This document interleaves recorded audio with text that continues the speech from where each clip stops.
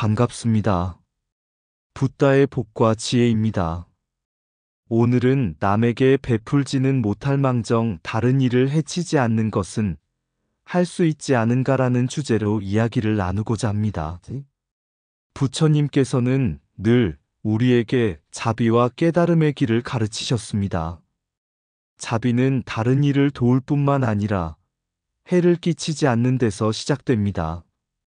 이 단순한 진리가 얼마나 실천하기 어려운지, 그리고 또 얼마나 우리 삶을 풍요롭게 만드는지 다시 한번 생각해 보게 됩니다. 오늘 영상에서는 현대 사회에서 부처님의 가르침을 어떻게 실천할 수 있을지 함께 고민해 보고자 합니다. 특히 틴나탄 스님과 달라이 라마 성화께서 우리에게 보여주신 현대적 깨달음의 지혜를 통해 불교의 진리가 우리 삶 속에서 어떻게 빛을 발할 수 있는지 이야기하려고 합니다. 부처님의 말씀처럼 작은 실천이라도 우리의 삶과 세상을 변화시킬 수 있습니다. 함께 배움과 성찰의 여정을 시작하며 진리의 길에서 한 걸음 더 나아가는 시간이 되기를 바랍니다. 자, 그럼 남에게 베풀지는 못할 망정 다른 이를 해치지 않는 것은 할 수 있지 않은가? 그 여정을 함께 해볼까요? 어느 날 부처님께서 제자들과 함께 길을 걷고 계셨습니다. 그때 한 농부가 화가 나서 부처님을 향해 독화살을 쏘았습니다. 다행히 부처님께 화살은 빗나갔고 부처님은 조금도 놀라지 않으셨습니다. 농부는 분노한 목소리로 소리쳤습니다. 왜 당신은 아무 일도 하지 않으면서 사람들이 당신을 존경하도록 만듭니까? 나는 하루 종일 일해도 굶주린 채로 살아가고 있습니다. 부처님은 농부를 향해 따뜻한 미소를 지으시며 말씀하셨습니다. 그대의 고통과 분노를 이해합니다.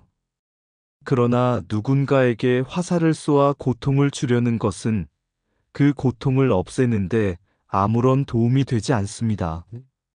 화살이 아니라 자비의 씨앗을 심어야 더 큰 풍요를 얻을 수 있습니다. 그 말에 농부는 부처님께 물었습니다. 하지만 나는 베풀 힘도 없고 이미 너무 고통스럽습니다. 어떻게 자비를 실천할 수 있단 말입니까? 부처님은 조용히 대답하셨습니다. 베풀 힘이 없다면 남을 해치지 않는 것만으로도 충분합니다. 남에게 해를 끼치지 않는 삶은 자신을 해치지 않는 삶이기도 합니다. 그것이 자비의 첫걸음입니다. 농부는 그 말을 듣고 깊이 뉘우쳤습니다. 그는 화살을 버리고 부처님의 발 아래에 절하며 용서를 구했습니다. 그날 이후 그는 화살을 놓고 쟁기를 잡아 부지런히 농사를 지으며 더는 분노로 타인을 해치지 않았습니다. 이 일화는 남에게 베풀지는 못할 망정 다른 이를 해치지 않는 것은 할 수 있지 않은가라는 주제를 완벽히 반영합니다. 해를 끼치지 않는 삶은 부처님 가르침의 기본이며 자비의 실천은 작은 행동에서 시작된다는 깨달음을 줍니다. 옛날 어느 날 부처님께 한 제자가 찾아와 물었습니다. 세상은 점점 복잡해지고 사람들은 깨달음에 관심이 없어 보입니다. 깨침의 길을 찾는 것은 너무 어렵게 느껴집니다. 저 같은 평범한 사람도 성불할 수 있을까요? 부처님은 미소를 지으며 대답하셨습니다. 숲속에 가면 많은 나무가 있지만 나무의 높이나 나이, 모습은 모두 다르다. 그러나 모든 나무가 똑같은 태양의 빛과 비를 받으며 자라듯 모든 중생에게는 깨침의 가능성이 있다.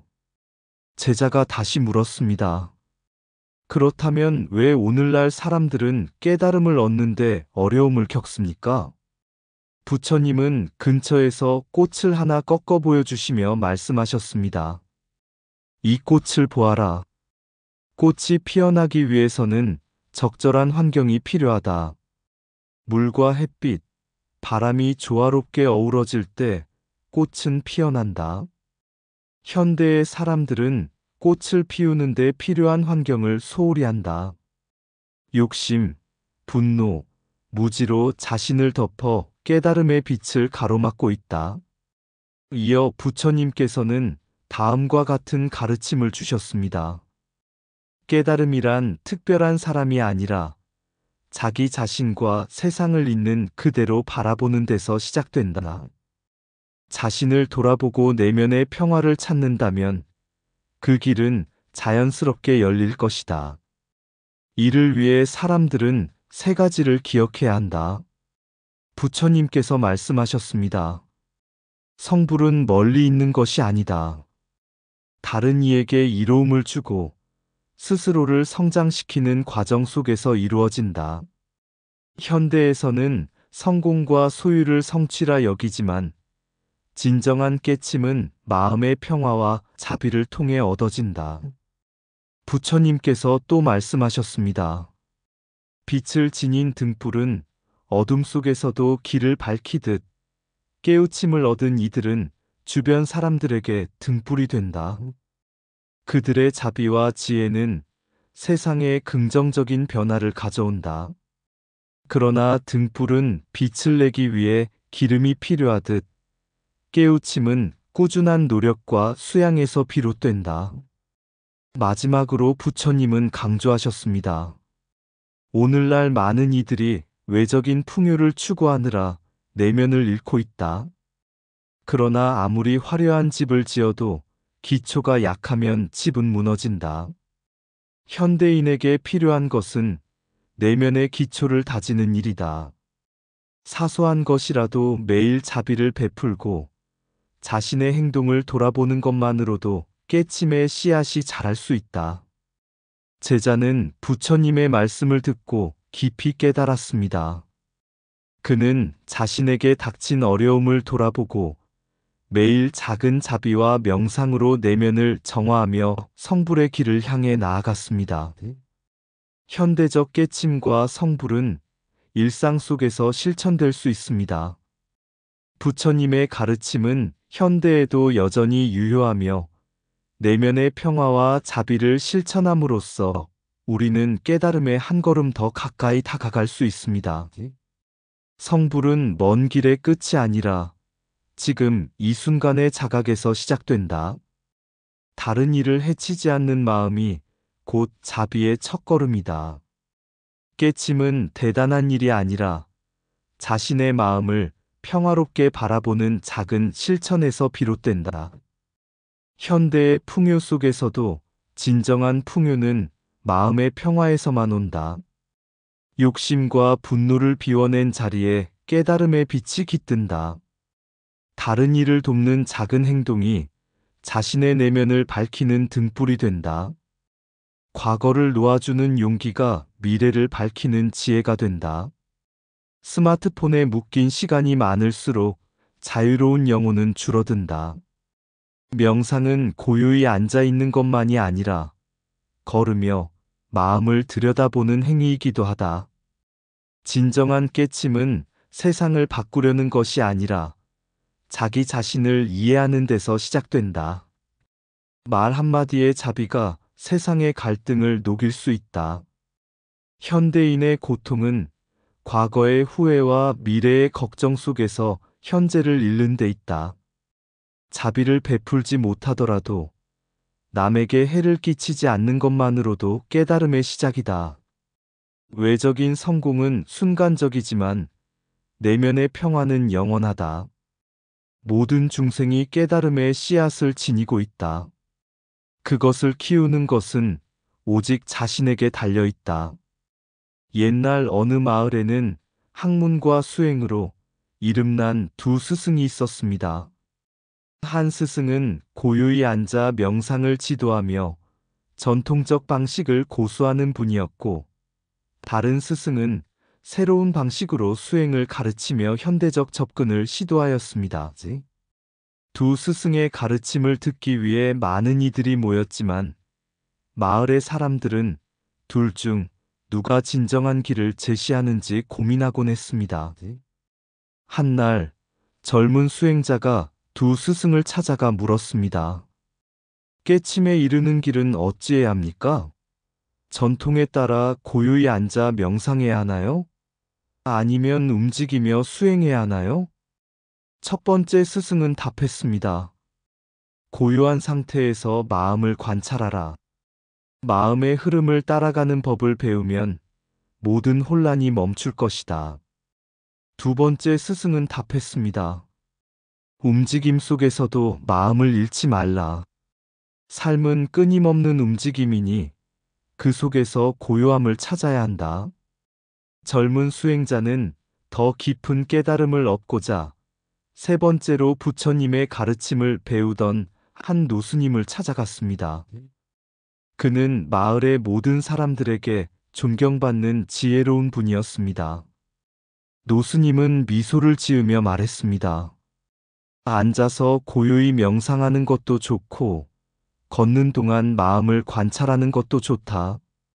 중요한 것은 어디서든 마음이 흐트러지지 않는 것이다. 예를 들어 내 손에 맑은 물잔이 있다면 걸으면서도 그 물이 넘치지 않게 할 수 있는가? 그렇다면 걷기 명상도 훌륭한 수행이 될 것이다. 노스님은 또 덧붙였습니다. 현대는 우리의 마음을 산란하게 하는 것이 많다. 전통적 오계가 수행의 근간이라면 현대적 오계는 이를 더 깊이 보호해야 한다. 예컨대 스마트폰을 내려놓고 지금 이 순간에 집중하라. 그것이 내 마음의 고요를 지키는 첫걸음이다. 그날 이후 젊은 수행자는 앉아서 명상하거나 길을 걸으며 마음을 들여다보거나 스마트폰을 내려놓고 지금에 집중하며 마음의 평화를 찾았습니다. 그는 이렇게 배웠습니다. 모든 깨달음은 자기 자신에게서 온다. 그러나 그 깨달음은 늘 현재에 머물며 전통과 현대의 지혜를 융합할 때 더욱 빛난다. 부처님의 가르침은 고정된 형태에 머물지 않습니다. 틴나탄 스님의 현대적 오계와 행선은 전통적 가르침을 현대적 삶에 적용한 좋은 예입니다. 오계의 기본 정신 유지 살생, 도둑질, 음행 금지라는 불변의 가치를 유지하며 시대에 맞게 확대하는 지혜, 스마트폰 사용 금지 기술의 이점 속에서도 스스로를 잃지 않고 집중력을 회복하는 방법, 걷기 명상의 도입 움직임 속에서도 마음을 고요히 유지하며 내면을 정화하는 실천. 고요함은 움직임 속에서도 발견될 수 있다. 마음의 중심을 잃지 않는 자가 진정 깨어난 자다. 현대의 도구는 편리함을 주지만 그것에 지배당하지 않음이 수행자의 첫걸음이다. 살생을 금함은 생명을 존중함이요. 도둑질을 멈춤은 모든 존재의 권리를 인정함이다. 몸은 걷고 있어도 마음은 고요할 수 있다. 걷는 순간순간이 곧 명상의 시간이다. 스마트폰의 불빛보다 마음의 빛을 더 소중히 여겨라. 그것이 진정한 평화의 길이다. 걷는 발걸음마다 감사하라. 땅을 밟는 순간이 곧 우주와 연결되는 시간이다. 현대적 오계는 전통적 진리를 잃지 않으면서도 새로운 시대에 맞게 마음을 지키는 방패이다. 물잔을 들고 걸어가듯 움직임 속에서도 마음을 흩뜨리지 않는 법을 배워라. 기술의 시대에도 자비와 평정심은 변치 않는 수행의 토대다. 명상은 앉은 자리에서만 이루어지지 않는다. 걸음걸이에서도 말 속에서도 이루어진다. 스마트폰을 내려놓는 순간 내면의 소리가 다시 들리기 시작한다. 삶의 도구는 마음을 돕기 위해 존재한다. 마음을 어지럽히게 놔두지 말라. 모든 행위는 마음에서 시작된다. 걷는 발걸음도 쉬는 시간도 마음을 정화하는 기회다. 살생을 멈추고 평화를 실천하라. 그것이 모든 관계의 시작이다. 스스로의 집중력을 잃지 않을 때 비로소 세상의 소음 속에서 진리를 발견할 수 있다. 한때 작은 마을에 사람들에게 지혜와 자비를 설파하는 한 스님이 살고 있었습니다. 스님은 마을 사람들에게 항상 이렇게 말하곤 했습니다. 남을 도울 수 없다면 적어도 해치지 말라. 이것이 자비의 첫걸음이다. 이 마을에는 서로 갈등을 빚고 있는 두 가족이 있었습니다. 오래전부터 대립하던 두 가족은 작은 일조차도 문제 삼아 다투곤 했습니다. 어느 날 그들의 갈등이 심해져 폭력 사태로 번질 위기에 처하자 마을 사람들은 스님에게 도움을 청했습니다. 스님은 두 가족을 사원으로 초대했습니다. 그리고 달라이 라마의 가르침을 빌려 그들에게 이렇게 말했습니다. 자비는 단순히 상대를 용서하거나 받아들이는 것이 아니라 나와 그들 사이의 고통을 이해하고 함께 치유하려는 노력이다.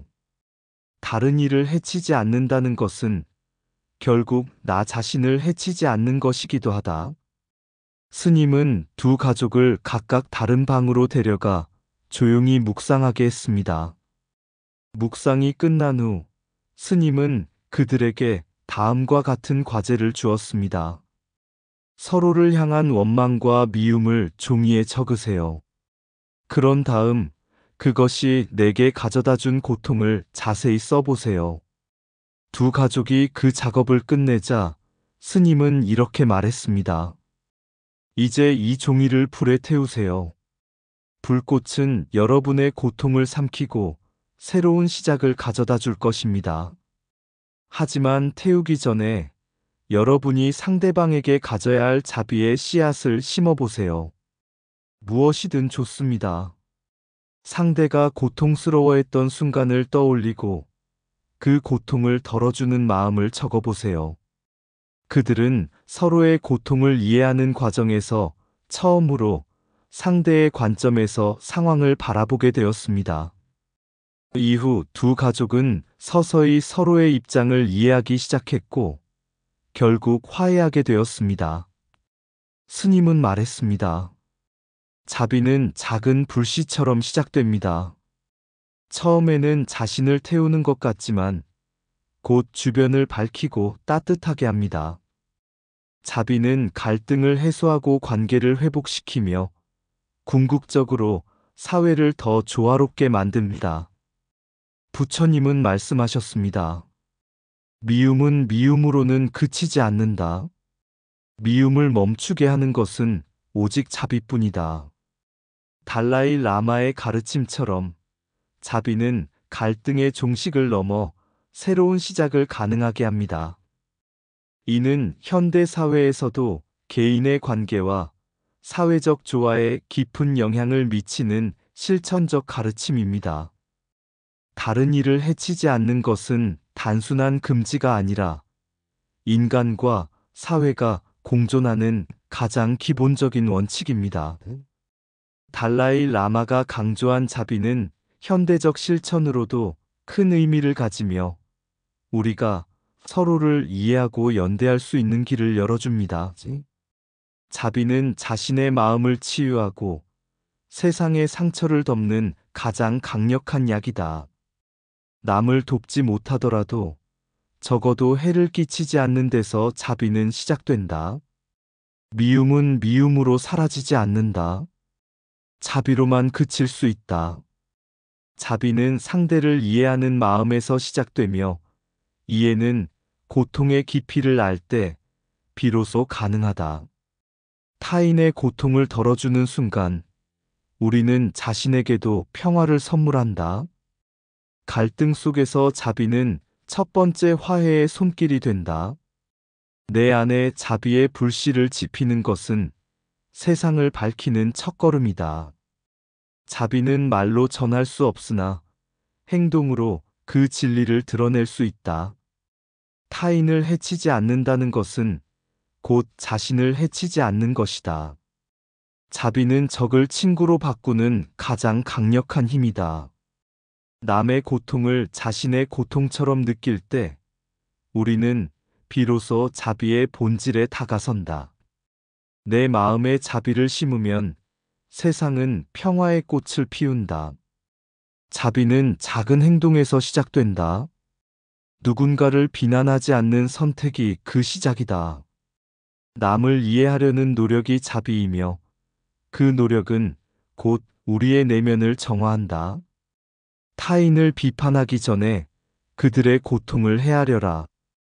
자비는 거기서부터 시작된다. 오래전 부처님께서 제자들에게 자비의 실천에 대해 가르치고 있을 때 한 젊은이가 찾아와 물었습니다. 세상은 너무나 복잡하고 사람들은 나를 힘들게 합니다. 그런 이들에게 자비를 베풀라는 것은 너무 어렵지 않습니까? 부처님은 미소를 지으며 말씀하셨습니다. 한 사람이 강을 건너려고 배를 탔다고 하자. 강물이 거세고 배가 기우뚱거려 무섭게 느껴질 것이다. 그러나 그 사람이 배의 몸을 낮추고 중심을 잡는다면 배는 흔들리더라도 물에 빠지지 않는다. 자비는 바로 그 중심을 잡는 일이다. 제자가 의아한 표정으로 되물었습니다. 어떻게 자비가 중심을 잡는 것입니까? 부처님은 근처에 앉아 있는 한 노인을 가리키며 말씀하셨습니다. 저 노인은 하루 종일 나뭇가지를 모아 불쏘시개를 만들어 이웃들에게 나눠준다. 그는 자신이 줄 수 있는 것을 베푸는 작은 행동으로 사람들의 삶을 따뜻하게 만든다. 하지만 그는 그들에게 아무것도 바라지 않는다. 이는 자비가 탐욕 없이 이루어질 때 어떻게 세상을 바꾸는지를 보여주는 좋은 예다. 이어 부처님은 말을 이으셨습니다. 자비는 남을 돕기 위한 거창한 행동이 아닐 수도 있다. 그것은 단지 다른 이의 고통을 헤아리고 그들에게 상처를 주지 않는 것에서 시작된다. 너희가 누군가를 돕는 것이 어렵다면 적어도 그들을 해치지 않도록 마음을 다해라. 젊은이는 부처님의 가르침에 깊이 깨달음을 얻고 그날부터 그의 삶을 돌아보며 실천하기 시작했습니다. 그는 더 이상 타인을 원망하거나 비난하지 않았습니다. 대신 이해와 배려의 마음으로 관계를 개선하며 주변 사람들에게 평화와 조화를 가져다 주었습니다. 이 이야기는 달라이 라마의 자비 실천과 부처님의 가르침을 현대적으로 해석한 삶의 교훈입니다. 자비는 멀리 있는 이상이 아니라 우리 주변에서 시작되는 작지만 중요한 실천입니다. 다른 이를 해치지 않는 것만으로도 세상은 더 나아질 수 있습니다. 그리고 그 시작이 바로 우리 각자의 마음에서 비롯됩니다. 세상의 고통을 품고 마음의 깊은 곳에서 자비를 기른다. 타인의 아픔을 내 아픔처럼 나누어 짊어지고 길을 걸어간다. 자비는 크고 거창하지 않다. 그저 작은 손길로 상처를 덮는 따스한 옷처럼 미움 대신 이해를, 불안 대신 평화를 심는다. 우리의 마음이 흔들릴 때 부처님은 말하셨다. 자비는 물처럼 흐르고 세상의 모든 것에 스며든다. 자비는 배울 수 있는 것이 아니며 삶의 본질로, 마음의 중심으로 우리가 스스로 깨닫는 것이다.